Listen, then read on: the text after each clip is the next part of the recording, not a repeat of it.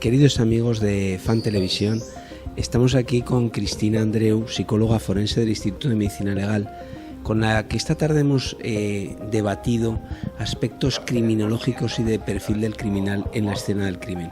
Ha sido una tarde apasionante, ¿verdad, Cristina? Sí, ha sido muy divertido, porque además el escenario ha sido estupendo, la entrada en el teatro principal, que ha sido una delicia. Había un montón de personas que han venido a compartirlo con nosotros y hemos estado hablando pues de distintos tipos de escenas, de cómo analizar con las técnicas forenses más actuales, que son las que maneja Salvador, pues algunos indicios para localizar, pues para resolver, ¿no?, los crímenes, y luego algunas otras cosas sobre casos un poco más recientes, ¿no?, de aquí del Aragón más negro y más profundo.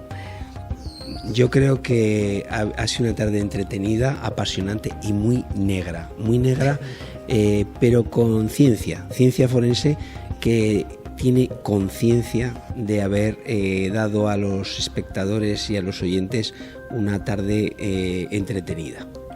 Sí, ha habido pues preguntas después por parte de los asistentes, sobre todo pues algunos de los asistentes novelistas, en fin, esperemos que lo que hayamos podido contar pues de pie a alguna súper interesante novela más adelante también.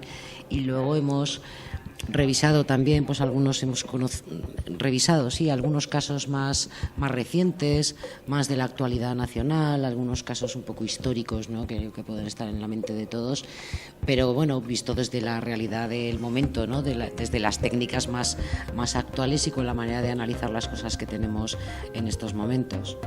Y han hecho una pregunta que se ha quedado en el tintero, que ha respondido Cristina y que yo voy a seguir insistiendo. ¿Existe o no el crimen perfecto? Y yo siempre tengo que poner el paréntesis. No existe el crimen perfecto, existe el investigador imperfecto. Debemos seguir avanzando en la ciencia forense. Bueno. Buenas noches, y Cristina, seguiremos en el Aragón Negro. Seguiremos en el Aragón Negro porque además lo hemos pasado de muerte. Muchas gracias.